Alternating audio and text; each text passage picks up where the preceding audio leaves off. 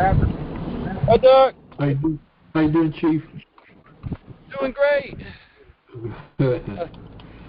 Building the addition on the house right now. Oh, wow, very good. Yeah. Oh.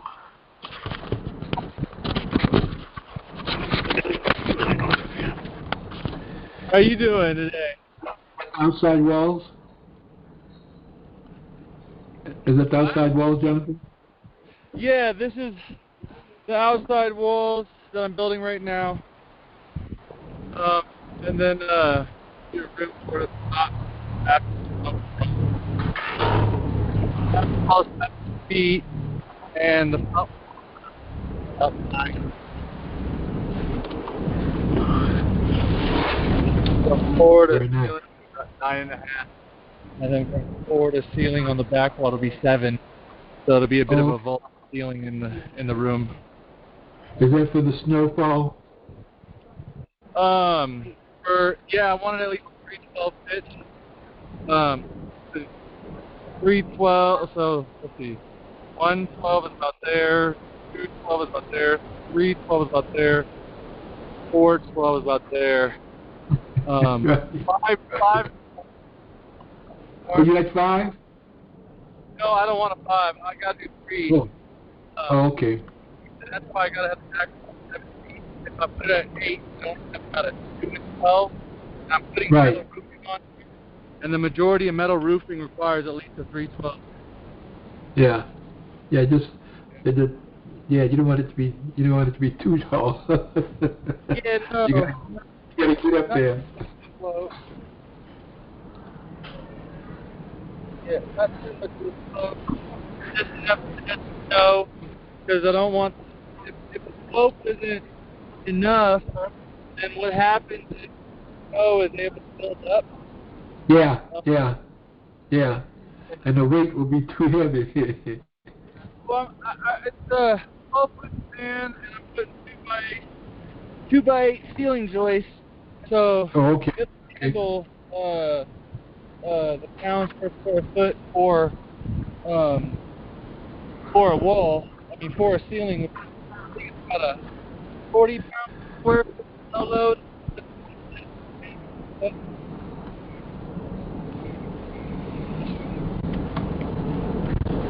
Yeah. And which rooms are that you're building there? The children's room? Yeah, the children's 2 bedrooms. It'll be this is the middle line. So 12 by 12 bedroom here, and a 12 by 12. That's a good size.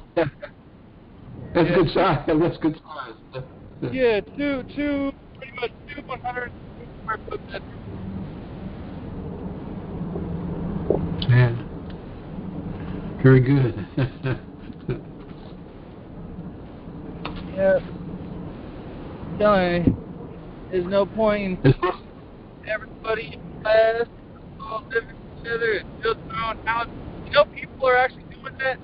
I've been seeing there's even like groups that fund it, or you go through the funding with them and all that. But there's all these families now that they're buying acreage and pretty much starting a small town on the acreage where everybody has about an acre or 2 parcel, and everybody farms together, and it's just all one story. Very good. Very good. Yeah, there's a I can't remember the name of them, but there's a group that loan money for construction of houses in agricultural areas. Oh, that's the rural home loan program. Most states have it a different name. In Nevada, it's rural home loan of Nevada, and so you only require a 650 credit. I looked it up. We were going to do it when we first got the property, but a 650 credit score. They do a minimum loan.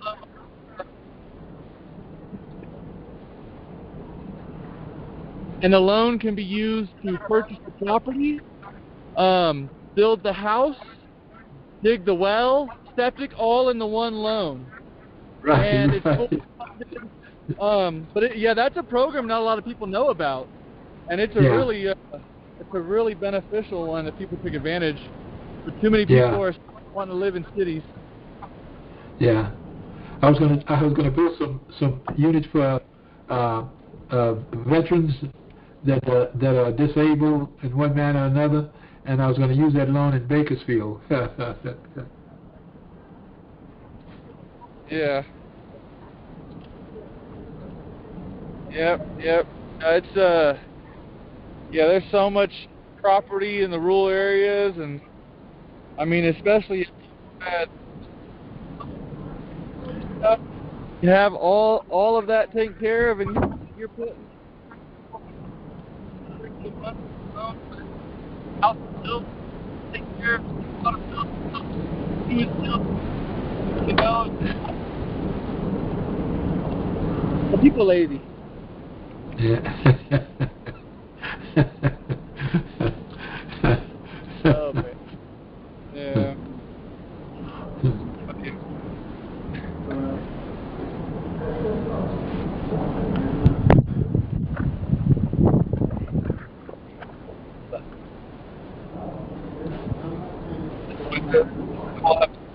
Each bedroom is a 2 foot by 3 foot, and a 3 foot by 3 foot. Very good. You got all of the lumber there for that to close it up? Yeah. To roof it? You got all your lumber there to close it up, roof it up, close it up? Not sitting here yet. I got my stack of wall studs, and I went and got my wall plates today. Okay. And walls up. I'll go get the rafters and all the sheet goods. My sheathing and my siding. And decking. That'll be next. And after that, next trip is the sheet siding, rafter, roof deck, the roofing, and then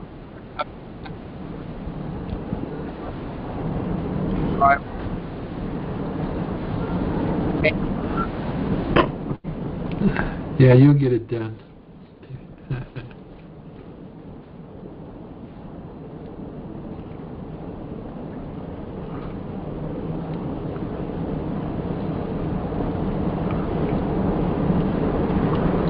Even if I was living next door to you, I'm just capable of looking. Oh, you're good. You're good. I'm very good. I'm very good at looking. You fund it, not build it. Yeah. How you doing, Gary? Hey guys. Hey. Hey, Rita. Hello. Hi, Rita. Hi, babe. How are you? Fantastic. You, Chief? I'm okay. Good. Of course you are. Of course you are. It's over. Yep. I love you. It's all done. It's all It's done? over. Yeah. Huh? I didn't hear you. Is it all done? Everything's done?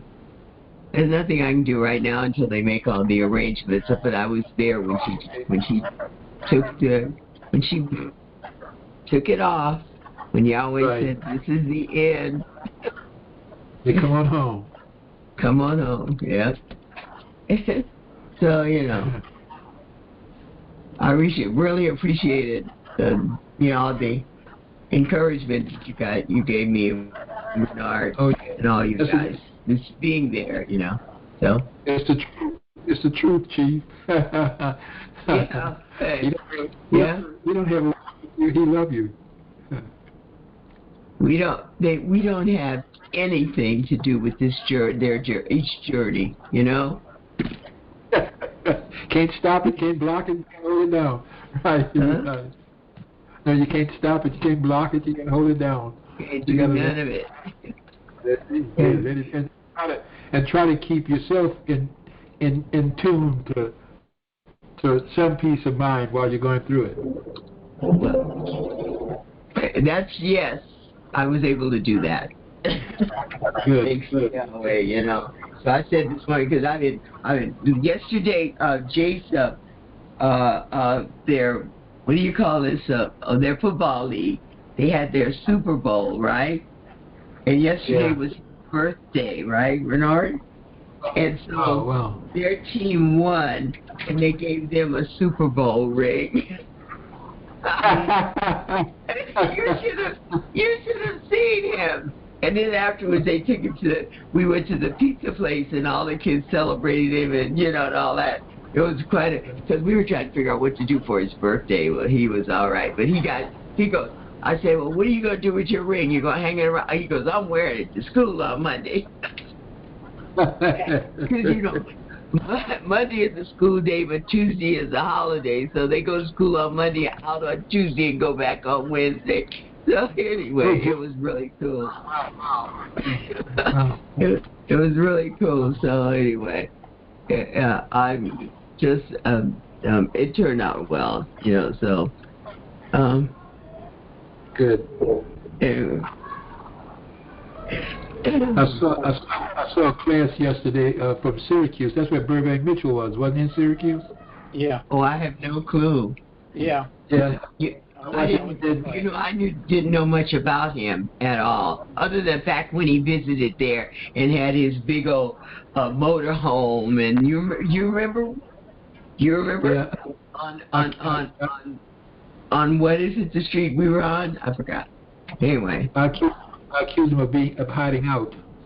Yeah. He was a brother in disguise. He got all of the motions of the other folks, but that's who he is. I recognize him from Louisiana. But anyway, Glenn, the last tape I saw, Glenn made it very clear. He said, he said, all of the trouble, why would you be sitting next to Yahweh and you walk out and you go to start a school someplace else and haven't finished learning from him? Oh, and wow. The same thing I brought out about him, about being in the cloud when Moses came up there. He brought that out exactly. He said, now, you want to know who Dr. Kinley was? He said, who was it that was speaking to you and giving you information about Moses coming up on him? Mm-hmm. He said it was Yahweh himself. Yep. Yeah. Hey, but they all thought they were so much smarter. They really did. A lot of people get it mixed up because them coming up on that hill, up on that mountain, remember, they had to rise 15 cubits above the mountain to be in a heavenly state. They may have been dancing around the most holy place, but they went in the heavenly place, so they rose up there. And there was no recognition by name. They recognized the spirit. Recognize spirit upon spirit. Yep. So I tell you, we waste a lot of money, a lot of time. My parents was correct when they told me don't come home for my father's death. It's a waste of money. I never did get to me a while and choke on. I get that unchoke on that, but I follow her instructions. And he told me too before, not to. He said, you piss off any money, I'm gonna come back and kick you in the butt. But what it was is that the scriptures say that, what, know you not that you're Yahweh? Yeah. They weren't talking to Elohim. They were talking to us, ordinary people that were following the Messiah. Yeah. And this woman, she talked about everything Glenn said on that tape that I looked at. This woman said exactly what he said about having the letter J in your face and your forehead do this, and the creases in your jaws do this, and your lips show the E, and I said, brother, please. Glenn said, get that stupid mess straight. Your eyes, you may have two eyes, but they see as one.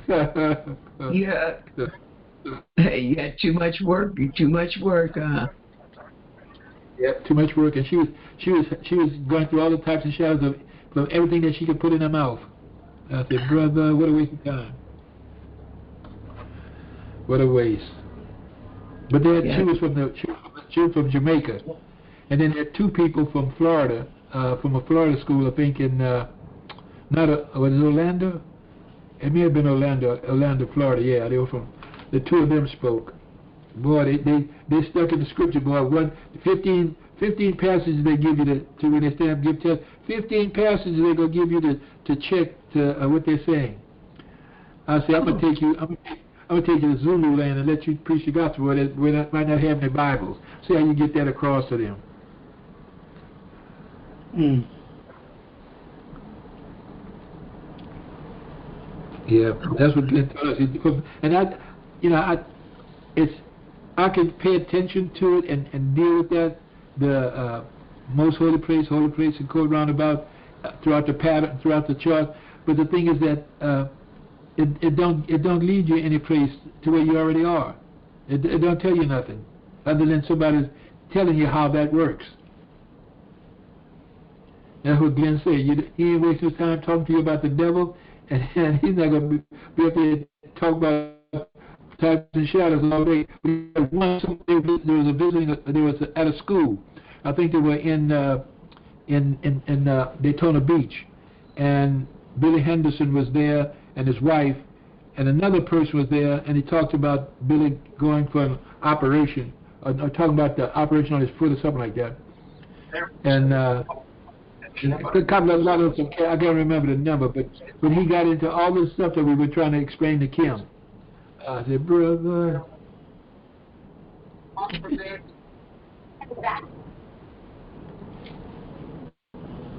Everybody's trying to do something different, you know. I'm very knowledgeable about this year.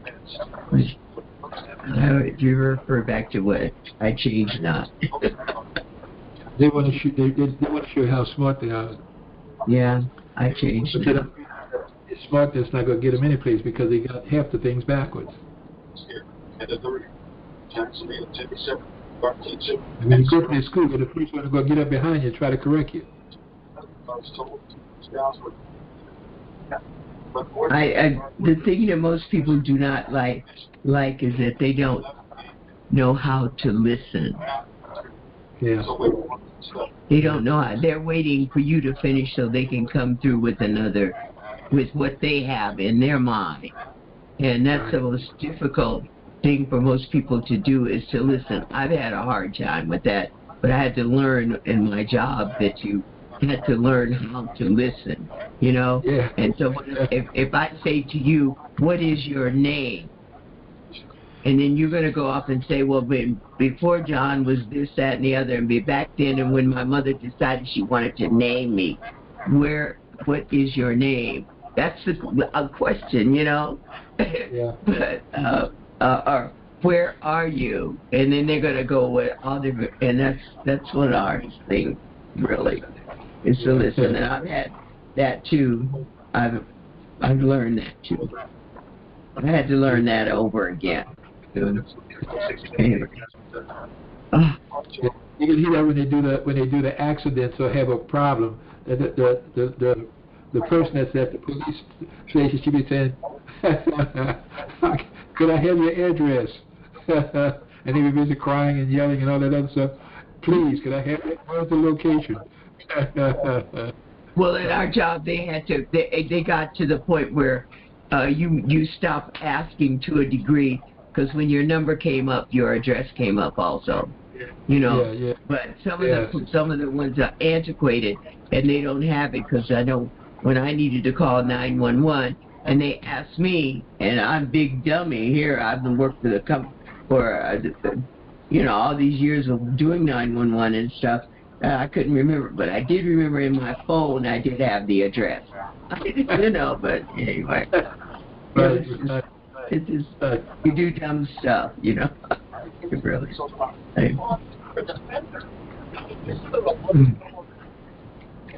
So how's life been treating all you guys, okay? Yep. I stayed in bed all day today because I said I was tired from yesterday. I said, well, I don't want to get up. And I said, oh no, Yahweh's been good to me. Get your hiney up. Well, I wasn't going to say that. My Adam Sam, get up. I mean, just stop procrastinating. I've been good, you've been good to me, you know. So, hey, get on with it. That's the truth. So, that was a quickie and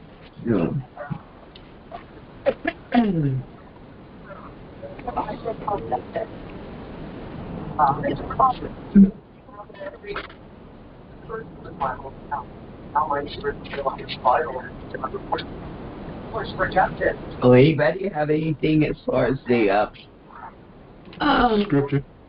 yeah. Because you guys have been spot on lately. Well, which one you been reading? Rita, I know you've been reading one. You've been reading one or two of them over the last 2 or 3 days. Which one you been reading? Which one? Which one you been reading?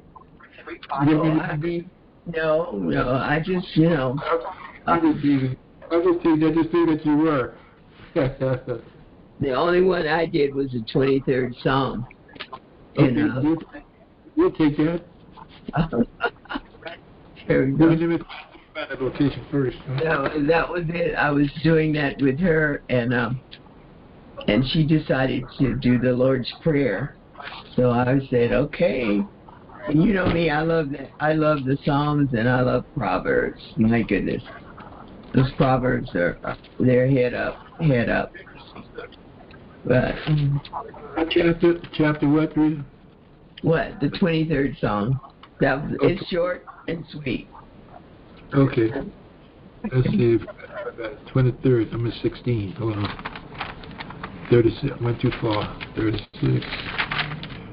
26. 16. You must be a short one, because the page's getting short. Okay. 23rd. Good.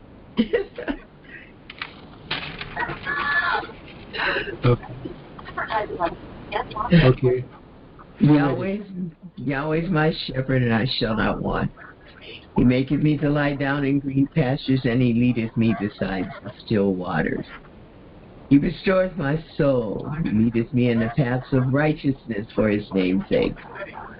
Yea, though I walk through the valley of the shadow of death, I will fear no evil, for thou art with me. Thy rod and thy staff, they comfort me. Thou preparest a table before me in the presence of mine enemies. Thou anointest my head with oil, and my cup runneth over. Surely goodness and mercy shall follow me all the days of my life, and I will dwell. Yahweh will dwell in this house forever. I changed it, but according to his, it said, I will dwell in the house of Yahweh forever and ever and ever. Very good. Anyway. Hallelujah. Yeah. Anyway, so, Jonathan, did you have any strangers today? Any of your classes? Yeah. No. Pasadena had a decent class, you know. Pasadena had a good class this morning. Yeah. So the ones that you attend are the Daytona class. Is that it? No. So the class that I've been going to in the morning, well, before we started a class, before I found out about Pasadena and Florida class, I used to go on every class, really. Every class that has a Zoom or a YouTube, I would go on. But I've barely visited any of those other classes anymore because, well, I'm seeing Pasadena class and then our class. You know? You're talking about, and look, LA is the second biggest market in America for sports, college sports. When it comes to baseball sports, no reason to go. Every time I go, it's Christianity 2.0. There's always a good speaker, and I take the note of when you hear someone coming up, you know, and speaks good, and they're saying things that should correct that class. I take that as that's the eyewitness that's in amongst that assembly, you know, amongst those brethren, and Yeah. But I enjoy us. You know, I enjoy hearing a non-broken record. um, it's like the majority of people that I go talk to, other than is people of the world, as you could say. You know, yeah, I'm usually talking to good groups of 20, 30 people online and having real in-depth conversations and whatnot, and things seem to go pretty well. And yeah.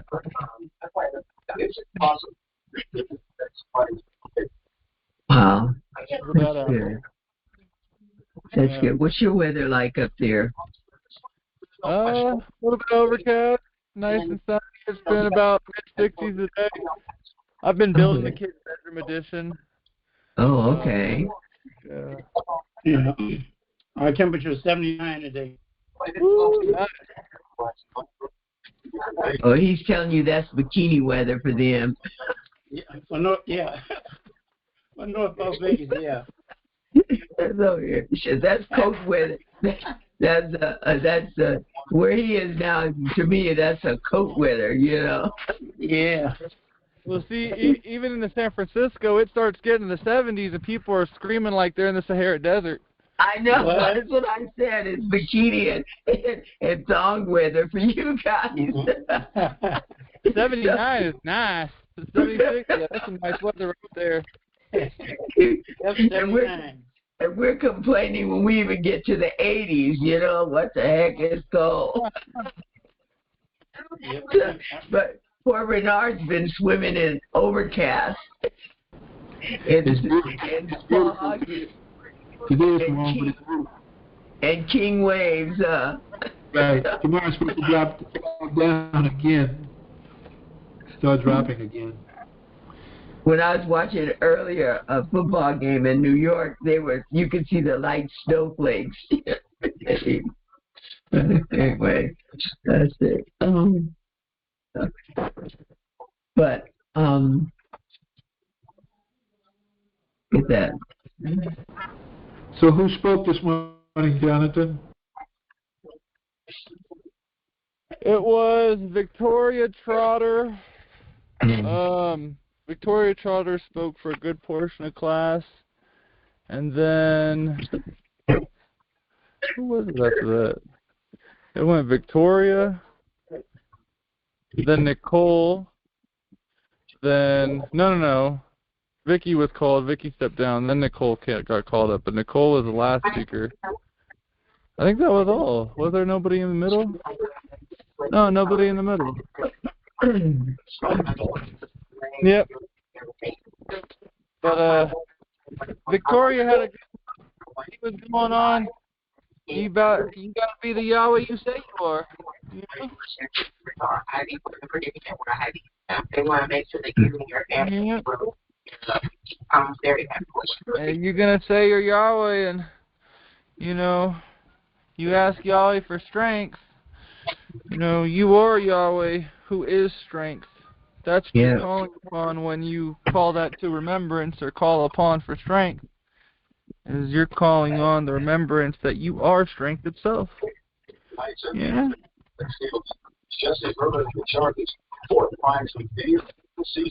Yep. Yep. And those attributes tell you exactly who you are. Yep. And that's the key. That's the biggest key. Because as we grow up, as we grow in this life, especially the situations we haven't encountered or anything, it can be confusing because you're not sure how to react and whatnot. But when you know who you are, you know exactly how to react. You know exactly what to do. Remember, faith in our heads. So that's why the first aim of the class is to help you find and know Yahweh as He truly is and actually exists. That's right. I'll have to find these wonderful aims again of mine. I thought I had them in the Bible here with me, but I'm going to get them again. So I'll have them, the true ones, So, They were changed? Huh? the aims were changed? Oh no, I went into one of the other books. I don't know, Renard Dim can tell you or not about that, but I went into one of the my other ones and I was reading a wrong one, what I thought were the aims, you know. So I'm gonna look them. No, they haven't changed. It's just that I didn't have them readily available, and I was reading the wrong one at one time. You know. Do you have it? Read it, or I can scan it and send it to you. Okay, you can do that. Where's your email? Rita's Rags 3. Rita, R-I-T, let me give it to you like this, all one word, R-I-T-A-S R-A-G-G-S 3. At Gmail? At yahoo.com. Yeah, okay. All right, give me a minute, I'll send it to you. All right. Oh, you fancy, you men are so good on these computers, and I'm not. I had to work it for so many years, and when I stepped away, I said I've had enough. I mean to tell you. Okay. So I didn't. When it got to where the fanciness of your computers started, and you learn how to do this and go learn how to do that. Right now, I'm just trying to clear my doggone phone up because it's got so much storage, so much in it, and every time I go up to this amount, iCloud wants to charge me more. Right. Now, you know, you can get this for $3 more. You can get this for $4 more. I can't even take any more pictures, so I have one of these clickbaits or something similar to that, or whatever, so I can download half of the stuff that's on it, you know. I think that's what, click free, it says. So I can take some of this stuff off my phone. Okay. I think I can take it off my phone, yeah. Yeah, you can use a dongle, even thumb drives are going out now, but you still have time to take an attachment. You have an Apple or do you have an Android phone? I have an Apple. I hate it.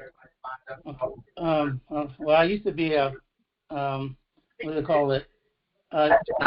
Samsung for 14 years. A Galaxy. That was me, yeah, and I loved it.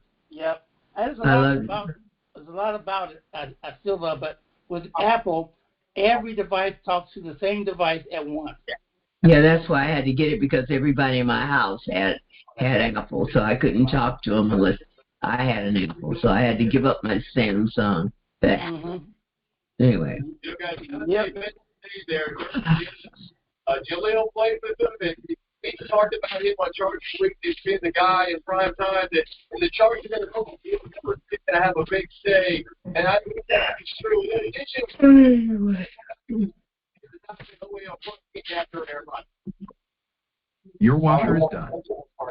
Huh? What was that?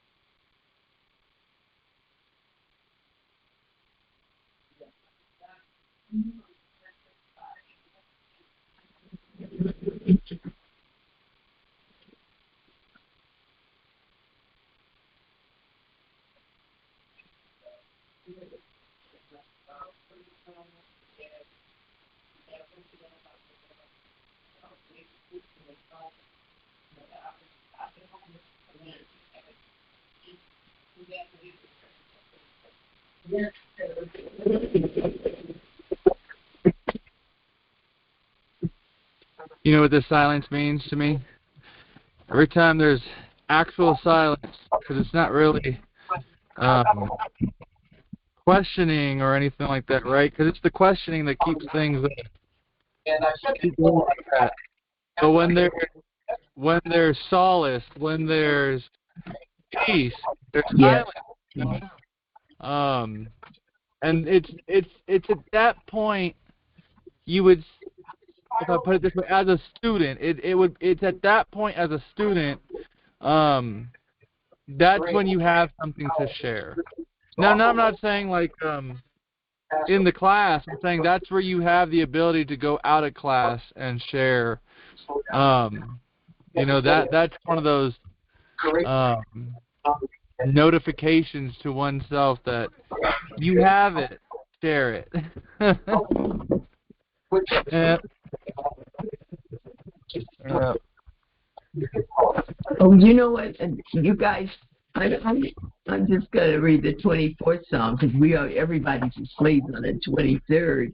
And the 24th says, the earth is Yahweh, and the fullness thereof, and the world, and they that dwell therein. How many people remember that? Because what do we say on there? Everything that lives, breathes, is Yahweh. And then that's what it says. The earth is Yahweh's, and the fullness thereof, the world, and they that dwell therein. For he has founded it upon the seas, and established it upon the floods. Who shall ascend into the hill of Yahshua the Messiah, or Yahweh, and who shall stand in the holy place? He that hath clean hand and a pure heart, who hath not lifted up his soul unto vanity, nor sworn deceitfully. He shall receive the blessings of Yahweh, and the righteousness of Yahweh, salvation. This is the generation of them that seek him. They seek thy face, O Jacob, Selah. Lift your heads, and ye gates, and be ye lift up, ye everlasting doors, and the King of glory shall come in. Who is the King of glory? Yahweh strong and mighty, and Yahweh's mighty in battle. Lift your heads, O ye gates, even lift them up, ye everlasting doors, and the King of glory shall come in. Yahweh, O Yahweh of hosts, he is the King of glory. Selah. Isn't that interesting? Because most people don't even read that. You know, they just go with the 23rd and they stop. But the 24th is a confirmation that everything that lives, breathes, and what? The form of Yahweh is Yahweh. I sent the aims to you, Rita. Okay, thank you. Very good. Yeah. Okay.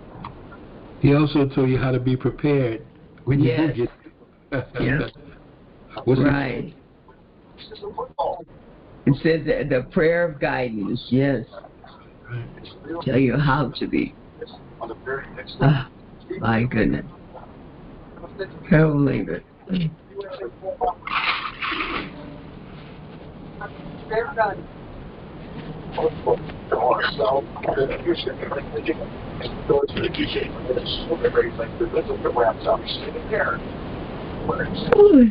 Sorry, guys.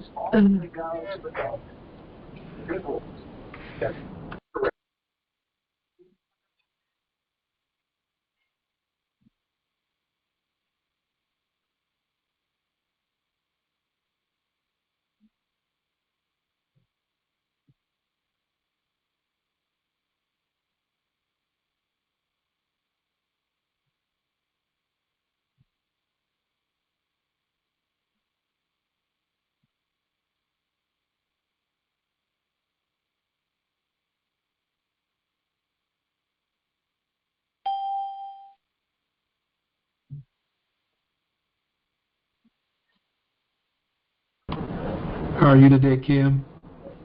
I'm fine, thank you. I wanted to make sure nobody was talking, man. Peace and happiness to everybody. I'm doing fine, thank you. Good. Yeah. We all just got through reading the scriptures.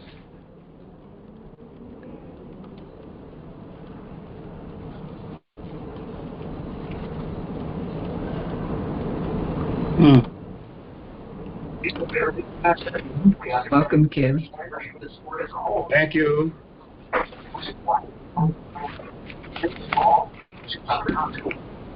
We read the main scripture was the 23rd Psalms, and then afterwards we read the 24th. So if you want to, you can read the 23rd and the 24th, and the 24th confirms all that we've been talking about. That everything that lives will be. Then Yahweh and is Yahweh.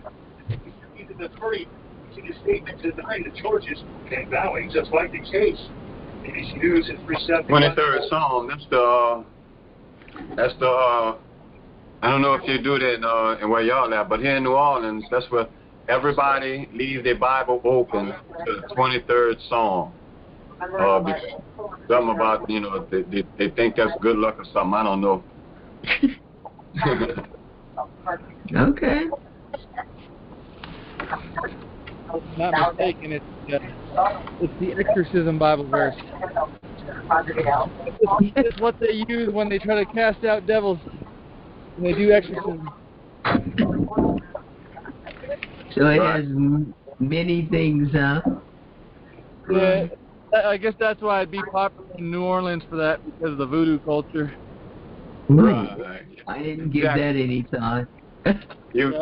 That's exactly right, Jonathan. You knew something about my city and I missed it also. But anyway, and I went to many people's houses and they have their Bible open with a fly leaf or the little ribbon, and it's a psalm in Psalms 23rd chapter, and some of them burn frankincense.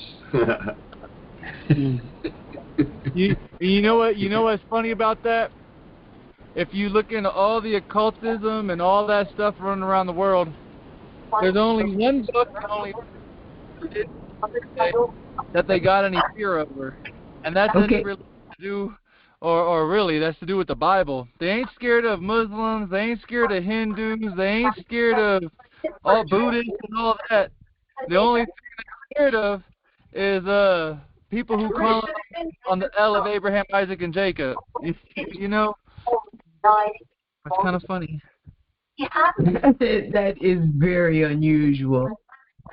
Yeah. Okay. It's like Satanists don't worry about any other religion other than Christian, which is kind of funny.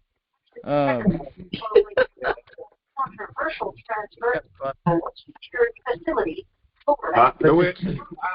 From what I see, you're saying that there's a connect between people.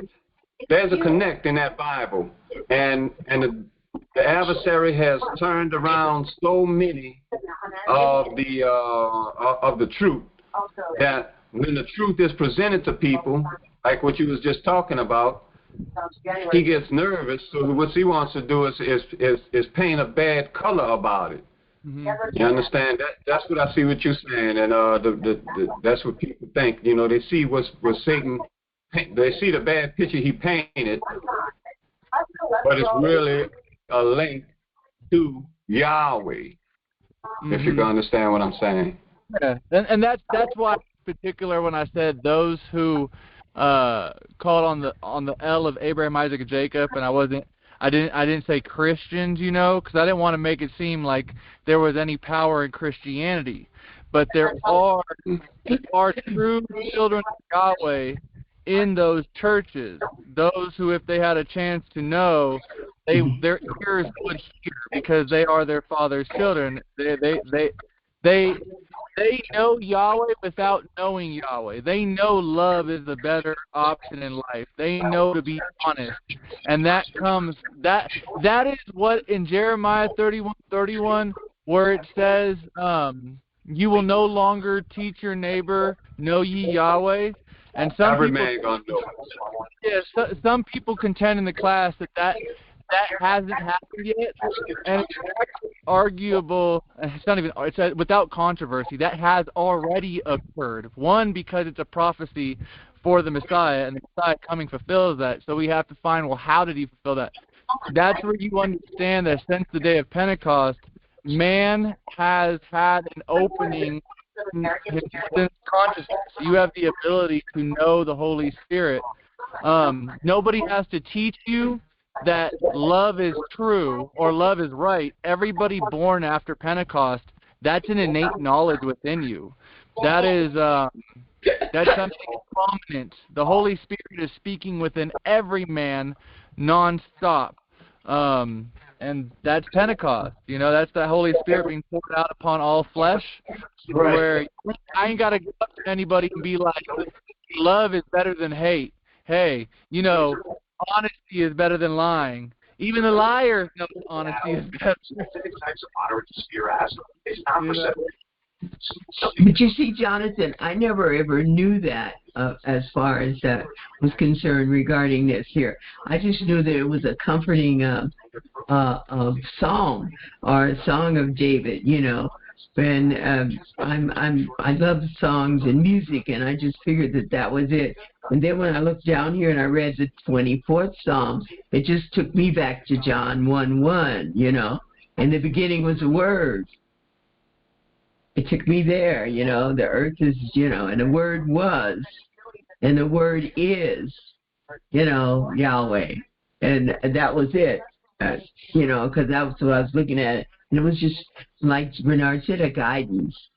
And when I was frailing around like someone crazy when my daughter was real sick, he he read this psalm to me, and he said, yea, though I walk. And I realized that just brought me back, because sometimes we forget who we are in a way, you know, because you kind of get lost on a trail sometimes, where you're going and where you're coming from. And when something is close to you, you don't think, you know, on that. You're just thinking of, how can I do this for that person? Can I do that for that person? Can I save that person? What is it when they've got their own journey? Yahweh said when they came in, and Yahweh says when they go out. And that was my feeling for that. So see, you have a different knowledge, because it said you've done the research on the research for the research. That's it. I'll put it this way, Aunt Rita.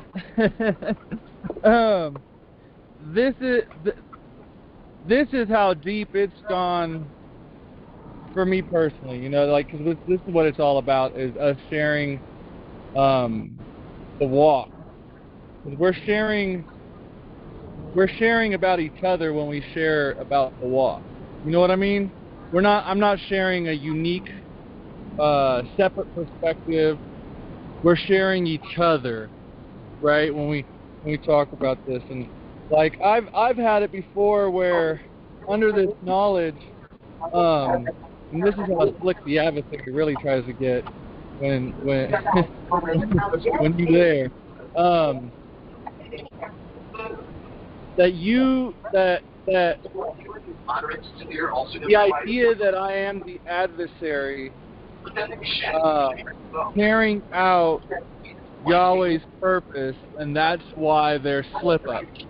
That idea will happen with anyone who acknowledges who they are. But here's a funny one. Here's a funny one, and this is funny because I remember Glenn saying one time, you just let those conversations happen. Let it play out. It'll be corrected if you just let it play. Don't get stuck on it. Just let it play out. And it plays out to, and here's how you know you ain't the adversary. Because even the adversary, he ain't trying to do a good job being bad. He's trying to oppose Yahweh. You see that? Because my resolution in that thought process was like, well, then if I'm the adversary, I'm gonna do it to the fullest, to praise Yahweh, to make sure that my Father's purpose, pattern, and plan comes about. And that's where the correction happens. Well, that's how you know you ain't the adversary. Because he ain't trying to do good being bad. He's trying to oppose. You know, he's trying. I say he's trying to oppose because none of his opposition is going to mess up the purpose, pattern, and plan of Yahweh. There's his trying to oppose. He's opposing, but he's trying to oppose. It ain't got no success rate. You see what I mean? Yahweh will not. And it's like, it's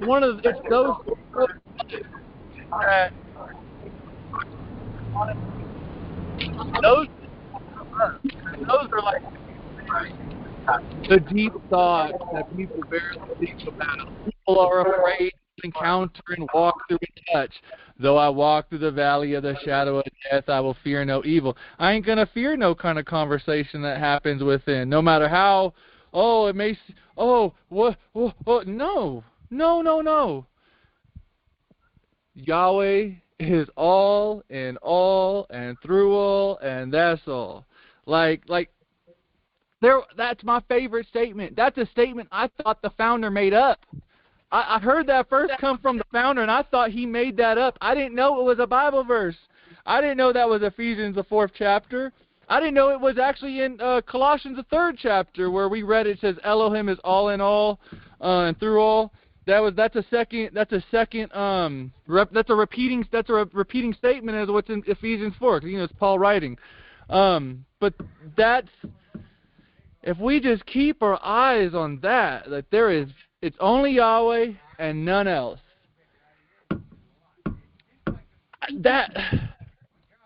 What can come and bring you down?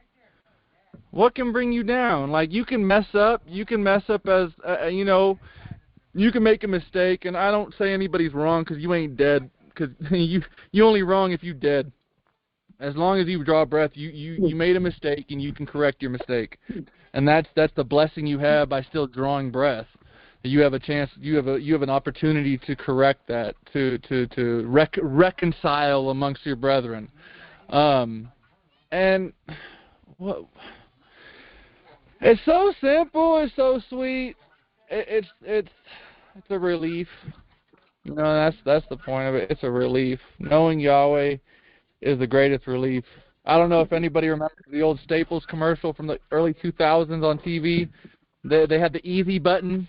And so you just press the easy button, and the people come out running and party, grab your packages and take it away. Yeah, I remember. And that's easy. I truly have always considered calling Yahweh as the easy button. And it's a great gift to know. Yeah.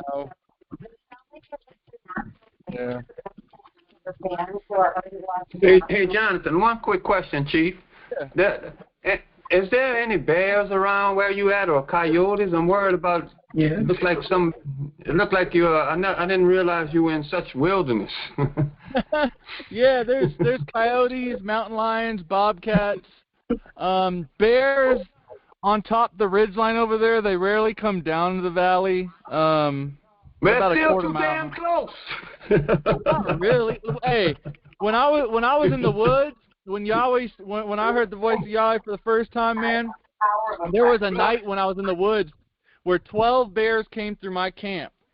And on the last bear, I tried to walk up and pet that bear because I fully had it in myself that Yahweh controls everything. I ain't going to get eaten by no bear unless that's what Yahweh wills to happen. Like, you know what I mean? That was the that's my bear. You know what I mean? That's my bear right there. That was his blue bear, huh? Understood. You are more brave than I am. Yeah, I got all the chickens running around right now in the workshop, and the geese and the kids playing. Yeah. They got a lot of people dream of being off the grid, and here I am. I got a friend who is actually off the grid. Oh yeah, solar, You got a brother. all that, man. Yeah. My main coyote deterrent is this big guy right here. My big Dakota. I don't even have to bend over to pet him. His head's right there. Yeah.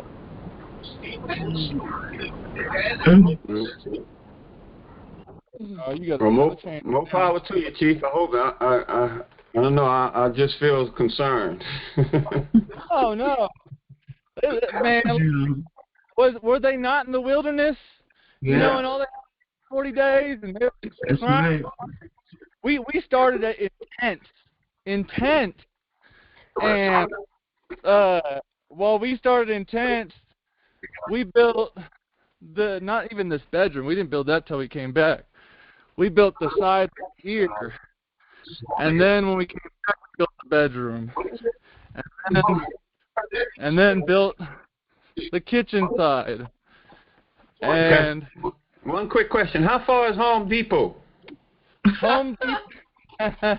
I just had to drive 4 hours to Lowe's for the lumber, because there is a closer lumber supply near here, and I can even get delivery. But like my lumber order was like a good $1,200 difference at the place for delivery, so it's easier for me to spend the $70 in gas and go get it and come home. You know? Yeah. All right. One more quick question. One more quick question, and then we get back to the gospel. But on a clear night with no clouds, you don't have the light of a major city polluting the sky, so you should be able to see the stars more than anybody else, right? Kim, I am in one of the 7 starry night sanctuaries of the world. Not just America, but of the world, where there's almost zero light pollution, where you can see every single star. The Milky Way is like a rainbow over the head every night. I hope to see the Milky Way one day, man. I kind of envy you for that. You are welcome to come out here, Kim. I'll set you up. You can stay for a week, 2 weeks, whatever, and enjoy some solitude out here. No problem. You are welcome, bro. You ain't got to worry about food or shelter, but here. Look, when we were in the Philippines, the stars, it was so many, it looked like you could almost reach up and touch them. Touch them, right. I mean, it was like it was awesome. I mean, I stood on the top balcony in the house where we were, and it was almost like if like you could almost touch, like if you just reached up or a ladder or whatever. Yeah. But it is an awesome beauty to see that. There is. Yeah. And some of the places that we've traveled, like coming from here to California, going to New Orleans, and we did that for like 20, 30 years straight, going back to season. You could stop in areas right out there, like in Arizona and Oklahoma, all in those places, and there was no light, and it's beautiful. You can see them, almost touch them, With the kids growing up out here, there's been several times where we have gone and stayed in Reno at some family, and we tell the kids to go to bed, and they're like, but it's not nighttime yet. The stars aren't even out. We're like, oh, baby, they ain't coming out here. Wow. Let me say one thing.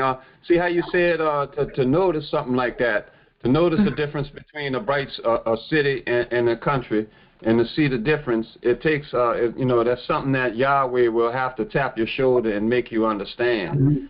And I knew that when I went to Hawaii in 1990, and I looked up at the sky, and I can remember telling my brother, I was saying, the stars ain't that bright where we look at them. It was amazingly different, and that's why I brought that up, Chief. But I like where you live at, Chief. I hope no coyotes come for some reason. That's kind of scares me. But they're nothing but dogs, man. Nothing but dogs. They take the cats here and there, but yeah. Look, I'm still on the stars.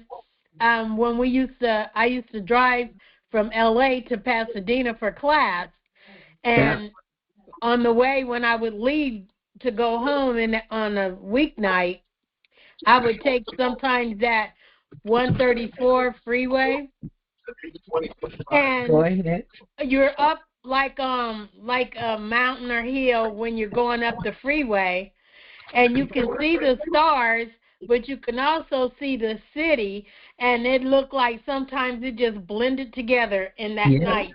I mean, I thought that was awesome how that man has emulated what Yahweh has placed out there, the stars, and that you almost from the darkness couldn't tell which was which, lest you knew, the city lights from the stars in the heaven, because it kind of looked like it merged when you were coming over that mountain. That's cool. There was a time when I was in the woods. The first time ever being out of city was when I was in the woods, And me and the old man, in the spring, we'd go into town about every 2 months for some groceries.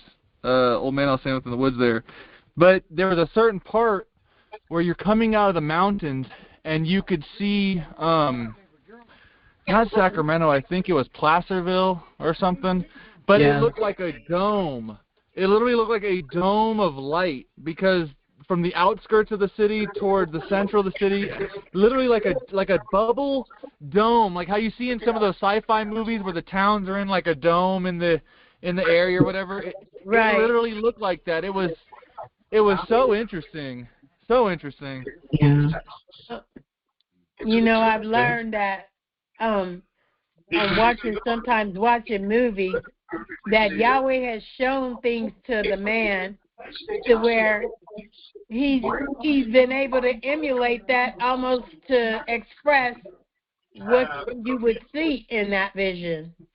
You know, like we used to watch Star Trek, and then you know where they say, "Oh, beam me up, Scotty," and I remember once, I had a vision where I saw this man, and all of a sudden his whole body broke up in particles, and I was like, I could feel or sense like my mouth was wide open, like wow, like at odd, and I heard the voice say, "Worry not, where he's gone, because it's as though he never was." And I just thought that was phenomenal, and then because it was the same way when you watch Star Trek and they would go in that machine and the whole body would break up into fine particles. Mm-hmm. So it just let me know Yahweh showed somebody else too, you know? Shelly, you looking at the camera? Yes. I'll make that effect happen right now. Watch. I'll make the effect happen. Watch. You see it? Hold on. Let me go. I don't see nothing. You don't the see screen him just coming? got bright. No, you don't see him coming. You don't see him leaving. Oh. Okay. Yeah, but I mean just like the Holy Spirit, you don't know where it's coming from, and you don't know where it's going to. That's what that's referring to. I didn't catch what you were saying, but you went to your shirt and then it got bright. So it's like that's how I did the effect. Because if I go to my shirt, it makes the light coming into the camera almost nil. So when I bring it up, like when I bring it up with the sun behind me, it's just a bright white, and then you see me. Yeah. And that's Elohim appearing. Oh, I got you. It took a minute. Yeah. Literally how all of this came in. You see, you're in the darkness, right? And Right. there it is. That's the way your birth is. You know, you come out. Yeah. That's right. And then you go back into the darkness. There you go. That's right. You come out and you see the light. Okay. But about back to the stars and everything, that's Psalms 19 where it says, "The heavens declare the glory of Elohim," or the glory of Yahweh. That's the sky, and that's the universe and all we see out there. The heavens declare the glory of Yahweh, and the firmament. Now that's where we at down here on the earth plane in shape and form. That firmament shows His handiwork. Now, when you look up, one of the definitions for handiwork is done with very little effort.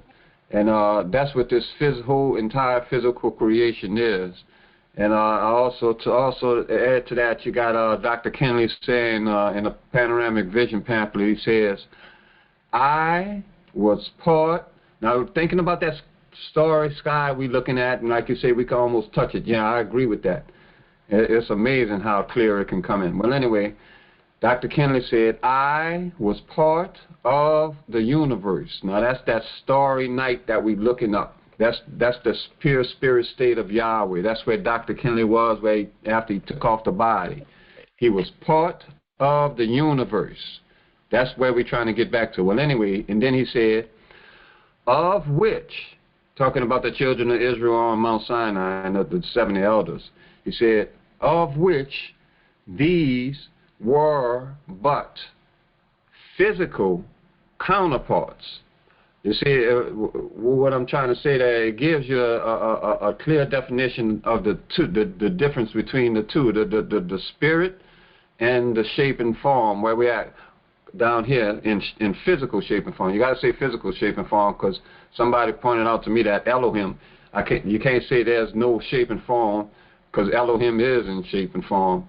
So down here in physical shape and form, the temporary shape and form, or the temporary existence, let me say it that way, we are but physical counterparts.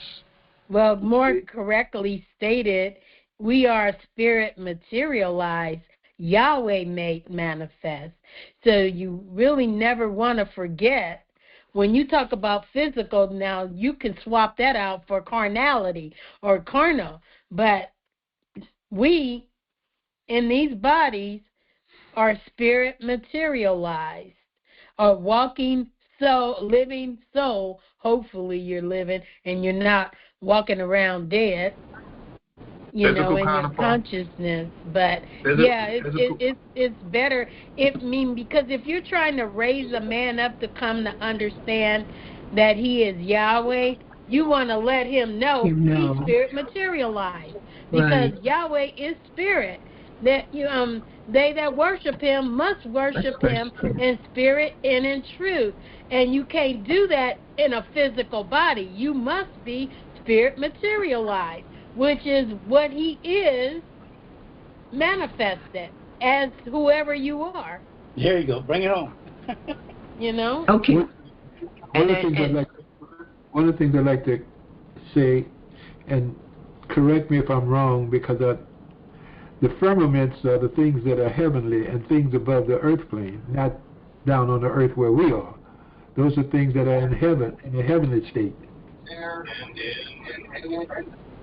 Okay. Am I correct? I mean, even if you say the firmament and you call this earth, don't forget, I was taught when you first come into this class, we can take your body, the universe, and the Bible and line it up. Now, if your body is spirit materialized, what do you think the earth is? Okay. Spirit materialized. Because Yahweh is that consuming fire. He's the firmament in the earth. You know, that fire that burns, where the plants before Noah, before it rained, the plants received water from a mist coming up out of the ground, you know, and we know you don't get a mist unless you got some fire. Okay, and Kim, read 24. I know you're in 19. Read 24. Read 24. You're talking about 24. Psalms 24. Read Psalms 24, and tell me what you think of that one. All right, now how many verses you talking about? It's a very short, 10 at the most. Yeah, I'm looking. Yeah, 10. You're right. All right, here we go. You can ask me to read anytime. I like it. All right, go ahead. Psalms 24. The earth is Yahweh's, and the fullness thereof, the world and they that dwell therein. For he hath founded it upon the seas, and established it upon the floods. Who shall ascend into the hill of Yahweh, or who shall stand in his holy place?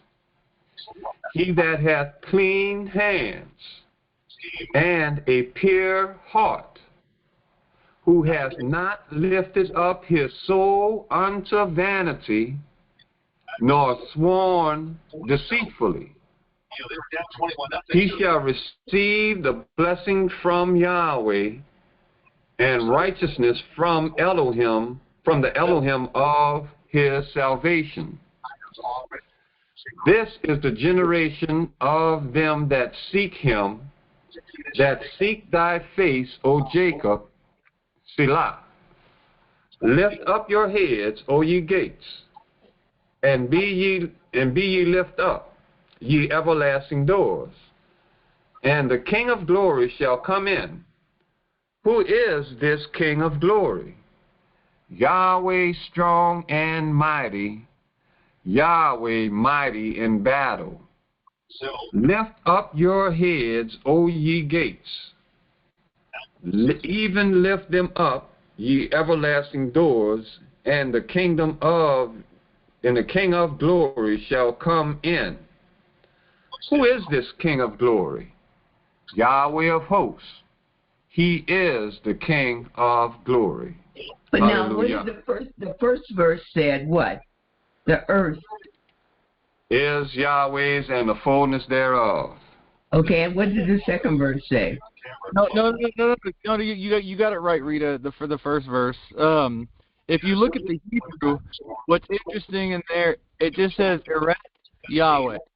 It doesn't say the earth is Yahweh's. It just says earth Yahweh. So it's more the Hebrew. And it's funny because when you look in the Hebrew, a lot of the times you'll actually find the doctrine we teach. Said simply, because it just says the earth is Yahweh. If it's translated correctly. And that's the point that we all know is the truth, and the true gospel is that everything is Yahweh. You know what I'm saying? Right. SEC career, and they managed Joshua Carty, the kicker. They said, "Look, I still believe it. I just wanted to." Is there, what's the echoing? Probably me. Oh.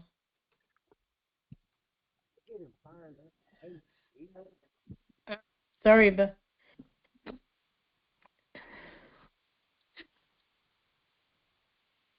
What I was trying to get him to see that everything that is part of Yahweh, and that's it, and it's glory. And even though, and just in a reference to that, just to let you know that these were formed, when you go into the days of the creation, the first day and the second day, and go on down, and it can tell you that. And that was my only thing for that. That's the reason why I did that. Because my scripture lesson was for Psalms of 23, and that was it because I've been dealing with some issues. But and then I listened to Jonathan and I listened to you, and I didn't realize that everyone down in New Orleans or in these countries are places where they have taken and they use this as a form against, what is it that they're against, Jonathan? Because I'm to me, Yahweh's everything. They're against Christianity. Anything proclaiming Messiah. Okay. All right, I got it. Okay. I just didn't have the words for it. That was all. I just wanted to say something. When he meant the firmament, and Kim said, down in the earth plane, or whatever, however you put it. In the scriptures it says the firmament from above and the firmament beneath, which is in the middle. That's what I was saying, that the firmament didn't have anything to do with the man and his creation. It dealt with, he was saying that the waters were separated from the firmaments above, from the firmaments beneath, and that would put you. Go ahead. I got one on that, Doc. Correct me on this, because I was going over this. I was reading over it with somebody, and at times when you're reading over something with somebody, or you're going over something else, you always like showing stuff as you're going through it. But tell me if y'all see this. Understanding how we go when it talks about how the spirit of Elohim hovered above the face of the waters, right? And he divided the waters from the waters. We understand that the waters is an expression for spirit, for pure spirit. Elohim moving within pure spirit, bringing forth the creation. The dividing of the waters below and the waters above, with that understanding, I was seeing that as not a division, but a veil being set between the metaphysical and the physical. That expression of what Elohim is doing is actually expressing the bringing forth of the physical within the metaphysical, or within pure spirit, with a veil between the incorporeal and the corporeal. Can you see Well, that? you actually have waters above and waters beneath, with the dry land in the middle. In between, You know what I mean? right. Because that was how the waters in the heavens up above, this what we call sky, was able to come together with those waters in the depths of the earth. And that is how we ended up with the ark, Noah's Ark, being immersed in the water, just like a child is immersed within the mother's womb, surrounded by water totally. But the child itself is the dry land, because the skin is coated with the substance likened unto a clay. And that's why we revert back to say with Adam, from meaning red, likened unto the clay, but he wasn't scooped up and formed from clay, but Elohim calling sinews of flesh to gather up around his body, which means it was just the particles, the fine particles of spirit that transformed themselves into what we call flesh, but it actually spirit materialized. Well, That is what it is. But those fine particles of spirit gathered up around that great anthropomorphic being, and he began to breathe Yahweh in that body and called himself Adam. Well, see, and the corporeal creation would have to testify of that waters above, waters beneath, in the sense of metaphysical, physical, for that to even be the case. It would have to be shown forth in the composition of this creation. That explanation came up because I've come across people who, and I've been talking with people who are trying to show a preeminence of the physical being eternal through the idea of, well, where did the waters come from that Elohim was hovering over, that the earth came out of, that were divided? Is that not physical water? And when I was going through it with them, that's where it was opened up, that expression doesn't just show how we can show there's a physical waters above, waters below, and the physical earth beneath, but it also shows what we understand, where when Yahweh took on shape and form and brought forth that metaphysical creation, and as Elohim, or in that shape and form, brought forth the physical creation, there was a veil placed between the physical and the metaphysical.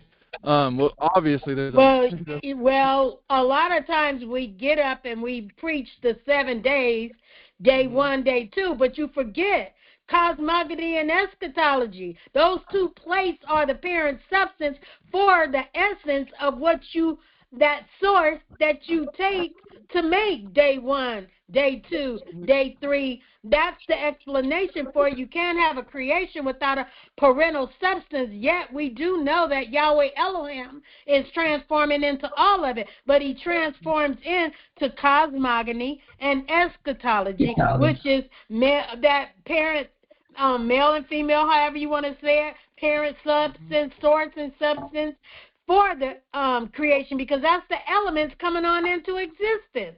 Your fire, your air, your water, your what else is it?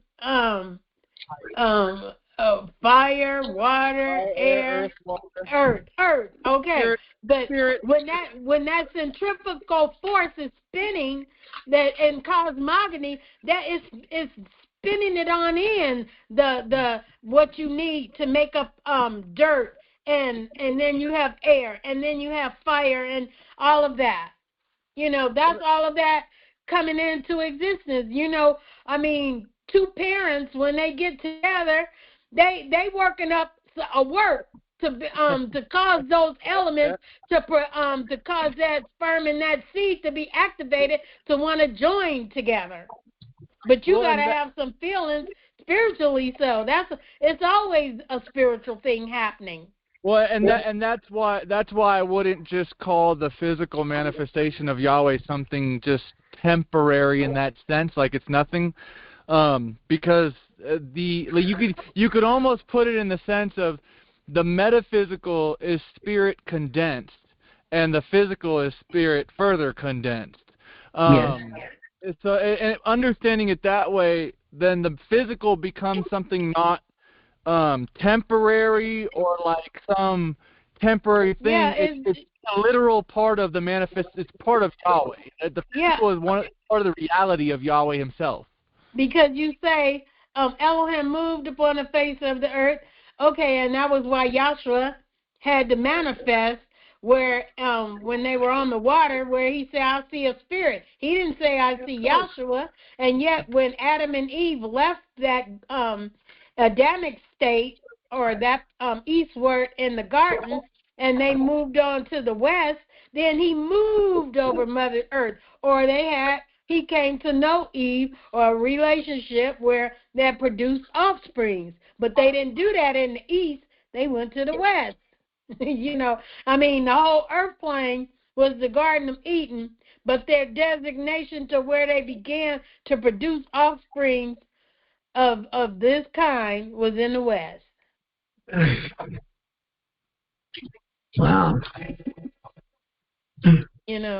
And so when when the founder received his vision and revelation, he went west, young man. He was a young man.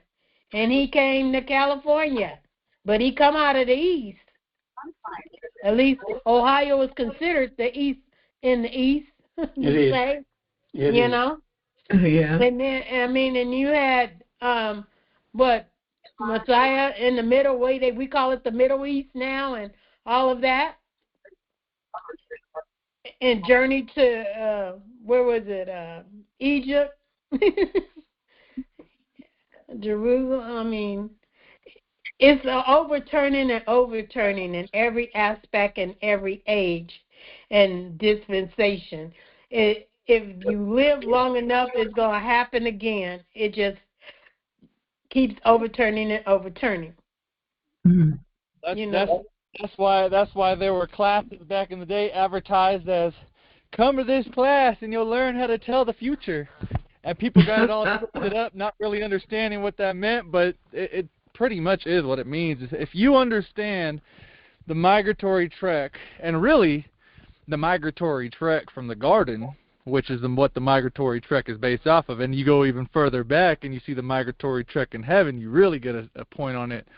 But if you understand that trek, then you can look out in the world and see what part of the trek the world is in, and you'll see what is supposed to happen next, because it's an overturning and overturning. And the funny thing is, when you understand that trek, your interpersonal life could be on a different position in that trek than the global position of the trek, so to speak. There could be financial there could be world economics that are in that a certain part in that trek that the geopolitical part isn't in that trek, and you can literally see where everything is going based on that trek. Like, this is what it meant when the founder said, when they came to him and they wanted him to use that vision, and he said he could, to teach people how to become millionaires and stuff like that. You can, like, you can know what position the trek is in the financial situation. Right. What's going to come next, so you know what to put your money on, you know how to do this and that. But a son of Yahweh ain't going to use that information for that crap. And because there was a man that he worked with, used to come in every day and ask him for a number, and he wouldn't give him one, and then one day he gave him a number. Well, the guy on the way to play the number took the advice of somebody else that told them they had a sure shot. Well, he played their number, and then the number the founder gave him came up, and then when he went back to the founder, all he did was he turned around and as they say, showed him his butt for him to kick it, because he didn't play the number, but he knew he couldn't get another one. So I heard it best. I heard it best said like this. Somebody once told me, they said, because all of us have dreams of having big money.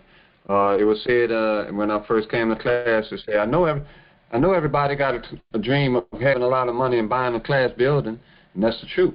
That we really do. But a friend of mine once pointed it out to me, y'all, and I really like this. Y'all might not agree with me, but I like this. He said, Kim, have you ever known Yahshua, the Holy Spirit, to work with a lot of money? And I said, and you have to answer the question yourself. The best thing I could pick, I always have to say no. And the best thing I could come up with is his friend Lazarus was rich, but it didn't say much about that. A rich man who had great wealth, and he didn't want to give it up like Yahshua directed. But the point is that all of us have dreams about having big money and doing this and that, and I'll spread the gospel and help people and all that. But in reality, Yahshua says, I'm not doing it that way. Yeah, when the brother asked that, you should have pointed him to Dr. Kinley and Carl F. Gross. Right. That man was a multi-millionaire. This class, the reason we got classes around the country ain't because of no piddle-paddle money. That man was a multi-millionaire. In today's money, he would have been a multi-billionaire. Right. Think about the money that man put out and made sure this class. That's why it's such a slap in the face to what they did to that man on the way out after the founders made a promise to take care of him. And listen, you're right. I got a video. Excuse me, not to cut you off, but I got a video. I could send it to Dr. Vine. Where it was some people, they make videos against the IDMR. Well, anyway, they made a video of Dr. Gross, and they pointed out all these things. It's over a year old. I don't know if y'all saw it before, Oh no, that's one thing. I'm happy Glenn did in Pasadena. I was comforted when I found out how much he made sure everybody recognized what Carl F. Gross, who was like a second dad to him. Well, he came to Pasadena and saw it. Exactly, like. Well, Pasadena, we were there. He came to Pasadena. I was in class the day he was there. So it's there's an interview with it's not Cars.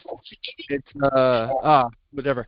But the people who took care of him, they were the last class members to take care of him before he went off somewhere else, and they said he was they had to change his beds and change diapers and stuff like that. He was getting old.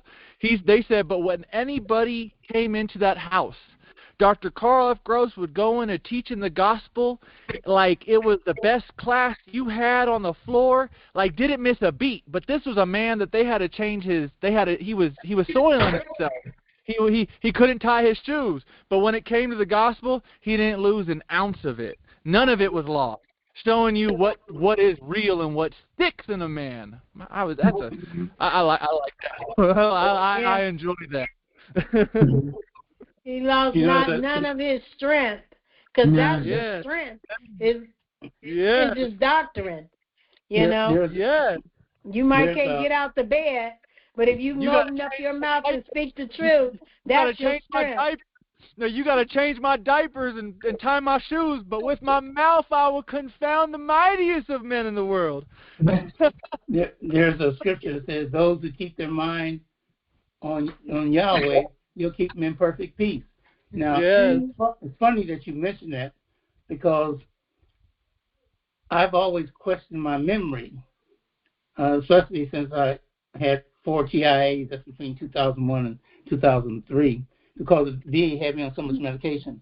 But nonetheless, it had damaged a 50-cent size portion of my left temporal lobe.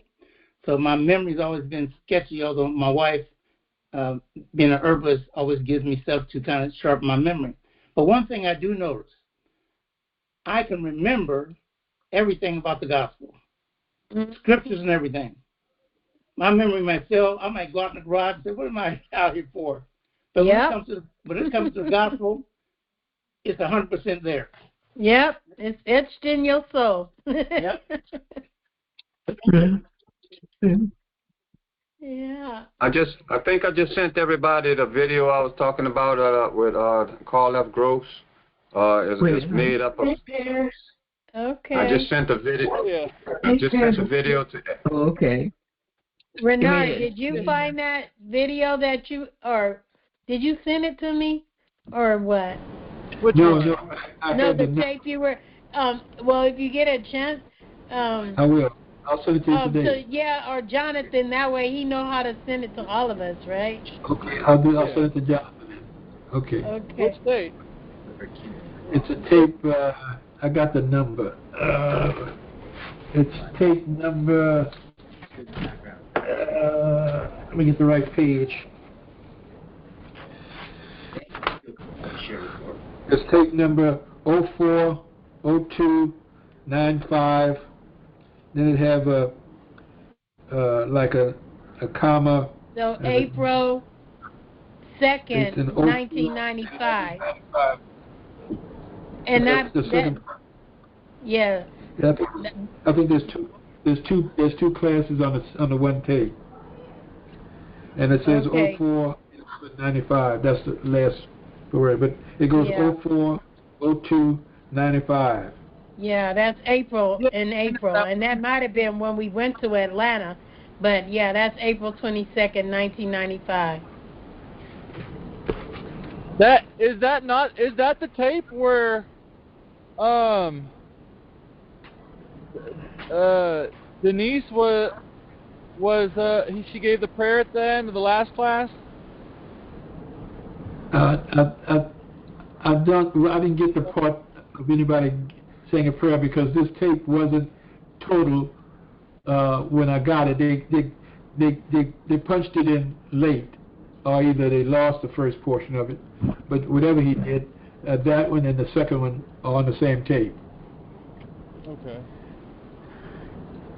Yeah. Oh, and to correct the tape that I was talking about, on the Yahshua website, the tape, Shelley, where the founder makes the comment that we talked about in regards to being the vision and revelation, and how that's what you should be expecting to have when you come, or that's what he's giving you, not even expecting, but that is him directly saying he is giving you the vision and revelation when he speaks to you. That is the tape called Creation by Yahshua. It's a two-part tape, and yeah, that's what he goes into. He says, where he goes into, I'm not talking about what I have, what I've had. I'm talking about what I am. I'm talking about my man. And if that's the state I'm in, I'm giving you the vision and revelation. If I'm Yahweh on this floor speaking to you, then when I'm telling you, I'm not just speaking, I am giving you the vision and revelation. Mm-hmm. Like that statement, I want to make sure everybody in Pasadena hears that statement, because, as I said, if you attest to the fact that Glenn W. Kinley, who you sat under, was Yahweh himself in a coat of flesh, than the same manner the founder was, because he had the divine vision revelation, then the same statement the founder said is synonymous in coming out of Glenn's mouth. Glenn and the founder have to speak as one in that sense. You know what I'm saying? And that's what that tape Renard was talking about, is you have Dr. Glenn Kinley confirming the same as himself, too. See? Right, Renard? Yes. Saying the same thing. Correct.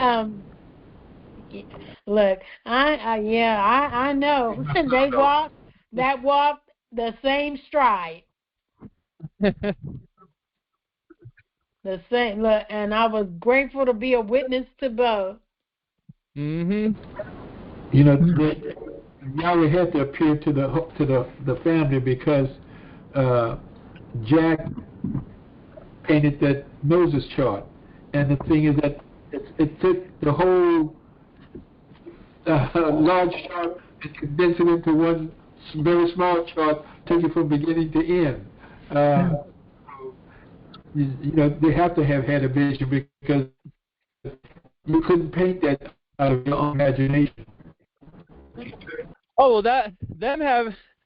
they'll contend that the Kinleys had a vision and revelation, because Glenn testified that all the founder's children had a vision and revelation to confirm who he was.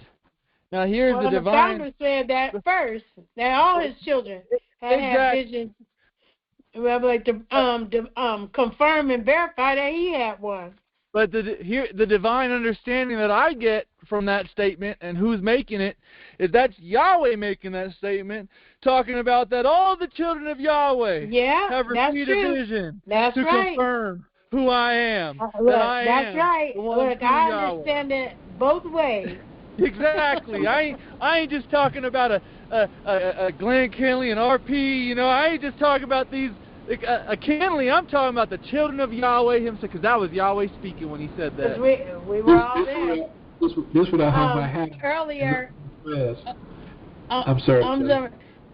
No, I was going to say earlier when Kim mentioned about the scripture or the founder, he's saying that he was that he was one with the universe, of which these were visible physical counterparts.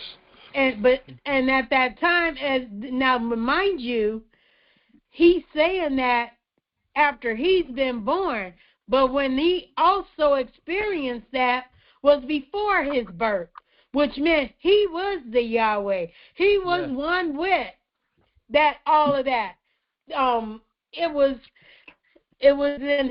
He was in that domain that Moses entered into. He was there before his so-called, as you say, physical birth. He was the domain that Moses entered into. Yeah, well, he was Yahweh. He was letting you know who he was. He was, as they say, that vision didn't do nothing but, as they say, how we say, cause you to remember who he was. You know, Yahweh appointed a time. That was the purpose of Yahweh fulfilled. Yahweh said, I will hide myself from myself only to reveal myself back unto myself at an appointed time. Yeah. And that was the time. Anybody can remember Dr. Kinley's a quote Dr. Kinley said? He said, I was the one Moses came up to see. Yeah, that's in the tape that I'm talking about. That is part of the tape that I'm talking about. Exactly. The creation by Yahshua. That's literally that's part of the statement of the quote I was just saying, where he I was the one that Moses came up into the mountain to see. I'm not talking about that. I'm talking about what I am. I was the one Moses came to see. I'm talking about, and I'm not talking about the flesh. I'm talking about the true inner. I'm talking about my inner man. If that's the state I'm in, then I'm giving you the vision and revelation. It's a powerful statement when he. Oh my goodness, when he makes this. And mind you, you knowing that, have to at some point come to realize and understand, you got to be that self same one. Mm-hmm. Exactly. You are that. You have to be in that self same state. We ain't talking about, it's not a Renard or a Gary. I'm talking to Yahweh. Right. So and now you're aware of who you are, because that time and that date has come. Yep, Yahweh is come. Now you know who you are. Right. That is literally what set it for me. When Yahweh called it back to my remembrance, where he's saying, and that's through that mouth of Henry Clifford Kinley, no one knows anything about Yahweh except Yahweh himself. So if Yahweh's caused you to know anything about him, that should tell you who you are. Because only Yahweh can know anything about Yahweh. Here you are explaining the deep mysteries of Yahweh. Well, I'm sorry, son. No one can explain those deep mysteries of Yahweh except Yahweh himself. So that should show you who you are.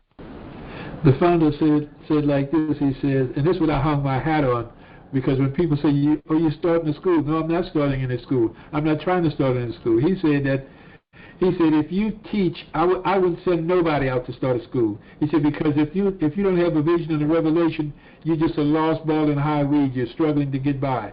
He said, but if you must go, you teach only what I have given you, and Yahweh will be with you.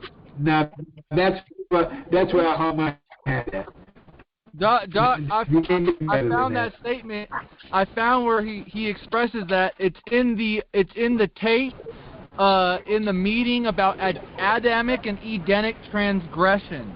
On the second part of the tape, the founder talks about someone who's going to some state to start a school, and he said that he asked how he himself said, I don't have anything against that. Now this, when I heard that, I was like, but wait, the founder didn't send anybody but Glenn to start a school, and that's true. The founder didn't send anybody but Glenn to start a school, but he did not oppose anybody wanting to start a class. He just made sure you keep to what I gave you.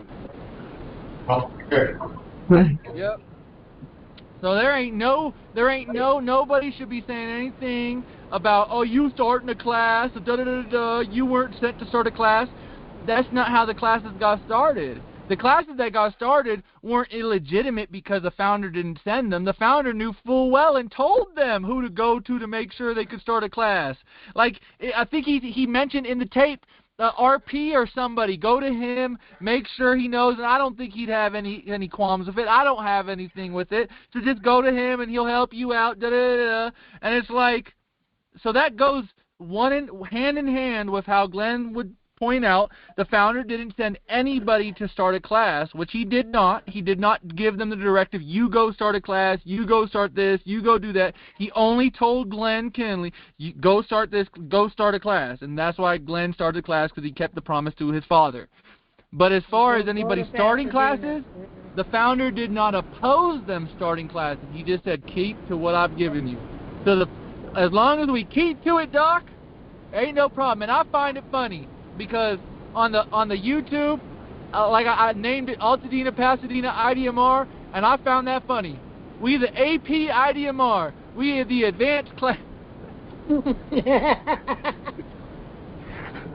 One of the things I wanted Kim to hear that tape that I just gave the number to, because in that tape, Glenn explained to you about Dr. Aaron Bryant and Dr. Harris, and he said that I forgot that he said that Dr. Bryant was Dr. Harris's stepson. It wasn't his real son. His real son was one up in Oakland where Theo was, up in Oakland or someplace there. But anyway, he said, and well, anyway, listen to the tape, and you get the drift exactly who is teaching you. He will tell you, and it's not nice. Yeah. What the people who make those tapes that you sent, Kim? If you look in the comments, you will see extensive dialogue between I and them. There's a group of them, and each response isn't actually from the same person. There's different people responding to the comments. It's weird. As one person, but regardless, the most recent tape they made was an attack to a thing that I've been getting with them on, because one of the things they keep pointing to is the founder. If he truly had the vision revelation in 1930, why couldn't he keep the date straight? Why did he say 31? Why did he say 32? And da-da-da. And the last tape they made was in mockery of Glenn, and the explanation that came from Glenn, which 30 was the year of the vision, 31 he began to prophesy, and 32 the school was opened. And And they go, oh, no, this is some cockamamie explanation. They put up the pictures of, or they put part of the. It's funny how they always use a video of Glenn and Benin Trotter kissing. I find that funny, but yeah, they try to do a mockery. But what most people don't know, and if people understood, I guess a way you would say it is the lore of the school. Like what has occurred, the history of the school and the history of Henry Clifford Kinley.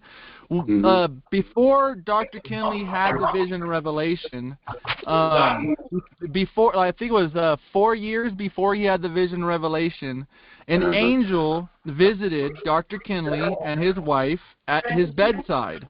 And Dr. Kinley tried not to awake his wife because he didn't want her to be awake, but later found out that she saw the angel too. Awake. That's right. Yeah. Yeah, but the angel prophesied to Dr. Kinley that his son that would be born would help him in his preaching of the gospel.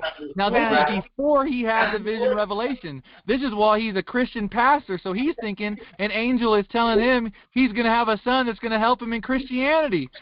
But little did Dr. Kinley even know his son was being prophesied that he was going to keep the vision and revelation straight. And that is why Dr. Kinley asked Glenn to start a class, because it was in fulfillment of that prophecy of keeping the vision and revelation straight. And what you'll find is, if you look into Pasadena, if you watch Glenn, who kept his class going after the founder passed, he kept the vision straight.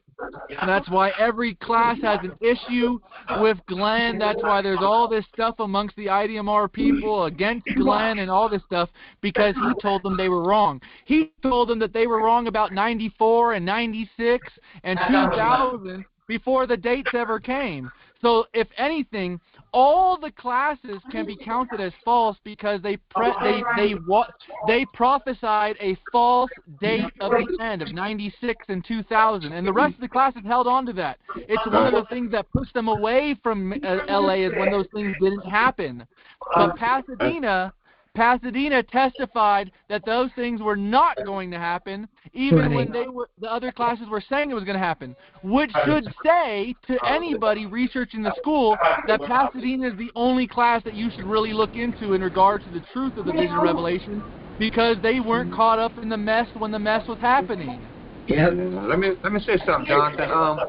Listen, I had a personal conversation with somebody who knew Dr. Gross, and she was telling, well, she was not just me, it was a couple of people on the phone, but the way she described it is that they messed over him, and I didn't, it left me with an uneasy feeling, just a kind of like an uncomfortable spot in my mind. Well, anyway, later on, like the video I just sent to y'all, I saw that one day, right? So I looked at it. And it brings to light a lot of the things. Like you just said, he was a millionaire. Now listen, I'm not giving any credence to those people. I know they are in opposition of this teaching. So you understand? I'm not giving any credit to them. I'm not saying that they're right. I'm just saying that the conversation, the subject was Dr. Gross, and like you said, he was a millionaire and he gave up a whole lot of money. And I was talking about the point of in the video. They phrased it in the video that Dr. Kinley pretty much mentally molested the man and got him to spend all his money on his fanaticism. That's the way they framed the video. I mean, at least they framed the video in the light that Dr. Gross gave it all. Well, see, you were very generous about it. Basically, they said that he conned the man, Yep. Oh, okay. Well, see, that's not right. I don't agree with that at all. But what I'm saying is, I remember Dr. Kinley said something about make sure y'all take care of Dr. Gross, and he didn't. And this video showed how he went from a group home or whatever into his son's home, and Let me share this. If why would he have to con Dr. Gross when there were so many others offering him money to just come and preach to them? That was why the Muslims or Muslim, whatever they call themselves, that's why they had a issue with Dr. Kinley, because he wouldn't just teach to the black people.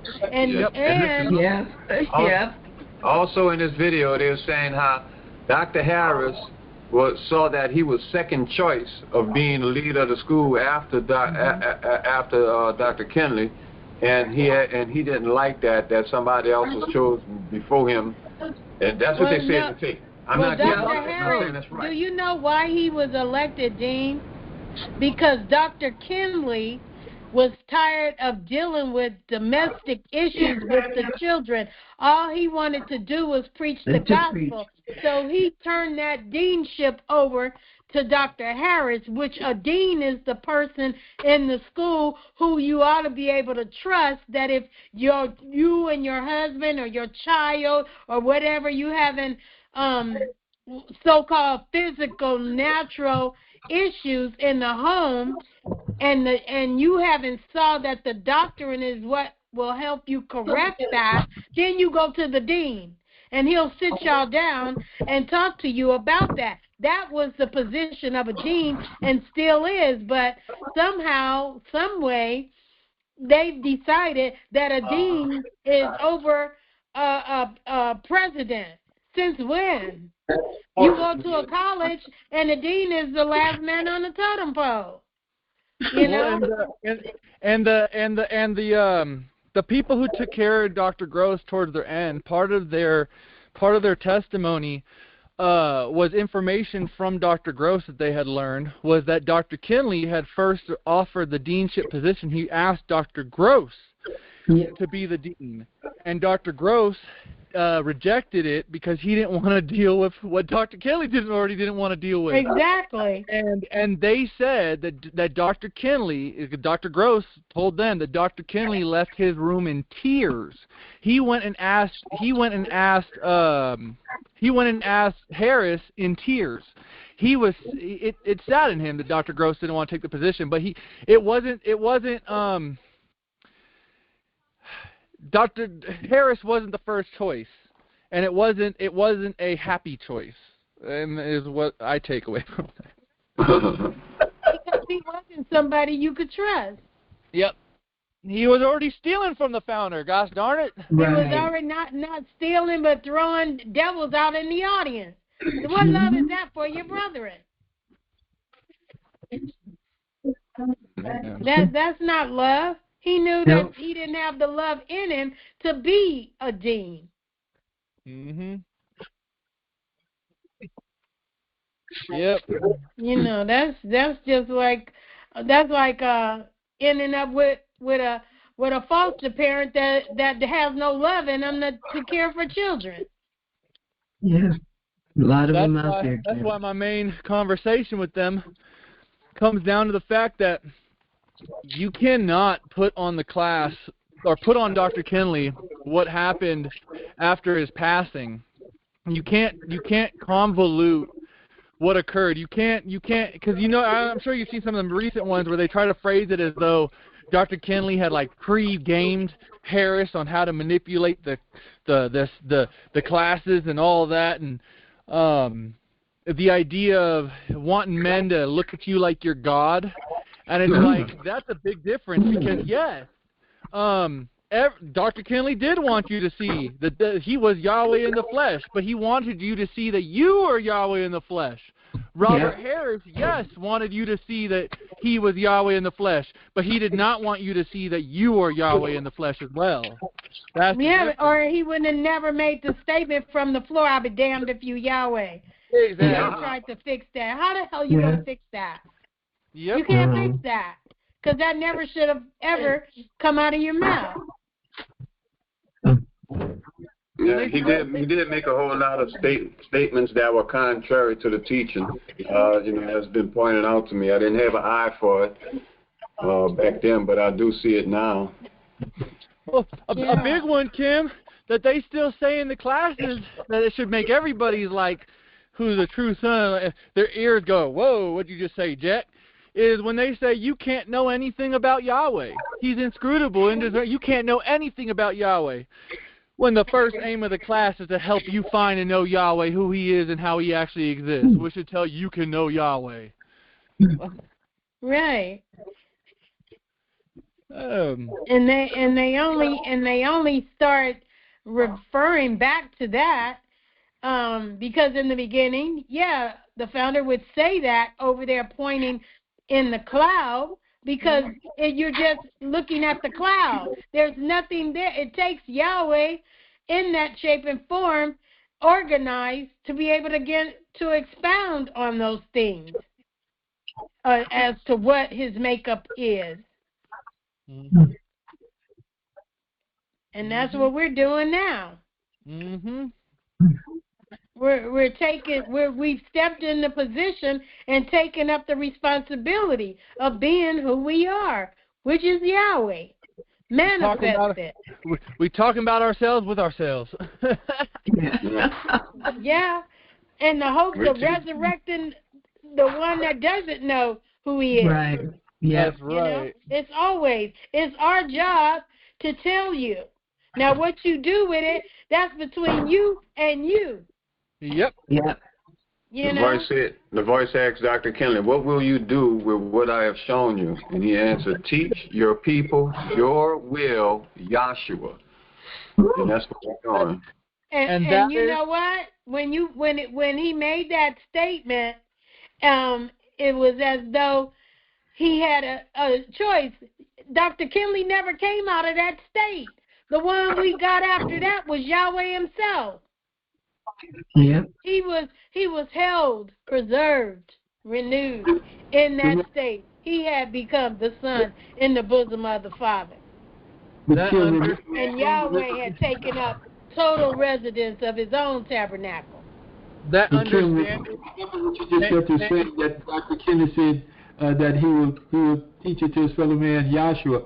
He's talking to Yahweh. Why would he say that? You know what I'm saying? That's an erroneous statement. Mm-hmm. No, who said that? I'm not saying it's because the account in the classes when they share what happened during the vision revelation at the end, they shared that the founder responded, "I will teach your people thy will, O Yahshua." The founder didn't say that. What he said was, "I will teach your people thy will, O Yahweh," because he was speaking to Yahweh. He didn't say Yahshua. He was Yahshua. He was Yahshua in that state. He didn't. Yahshua doesn't pray to Yahshua. Right. I'm quoting a panoramic vision pamphlet where they said the voice thundered to him. That is wrong. That part of the text is wrong, and there has been people who have changed certain things to try to correspond with that. And it's just funny. If you actually the tape that I was talking about, creation by Yahshua, if you listen to that, the founder does not associate Yahshua as being an independent or divided personality that speaks to Yahweh or that you go through to Yahweh. The way the founder speaks and uses the term Yahshua is a proclamation of Yahweh in shape and form, being the identification of Yahweh in pure spirit. But he never draws any semblance of a separation between Yahshua and Yahweh. Yahshua is a proclamation of Yahweh being in shape and form. If Glenn would have explained it to you this way, he said, now, who had the most power? And that's not correct. I'm just giving you a statement. It is not correct. He would say, who had the most power, Elohim or Yahshua? And you're saying, well, we say Yahshua. Remember Yahshua didn't get his body from no other than Elohim.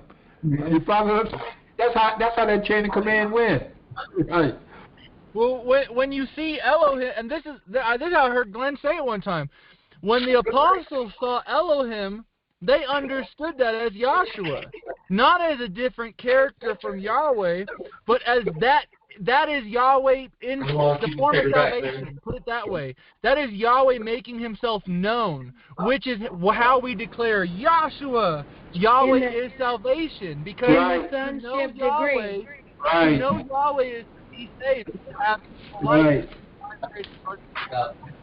So how do you know Yahweh? Follow him. Yahweh took on shape and form to show you what pure spirit is, or what he is.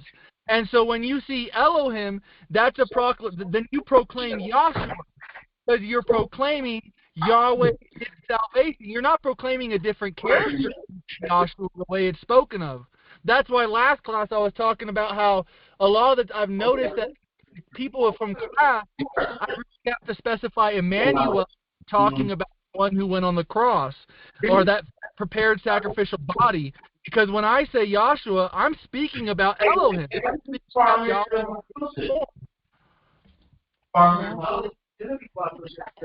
Now, well, with that being said, now unto him who is able to keep you from folly, to present you faultless before the presence of his glory with exceeding delight, to the only wise Elohim, our Savior, Yahshua the Messiah, are sovereign, belongs glory and majesty, dominion and power, both now and forever.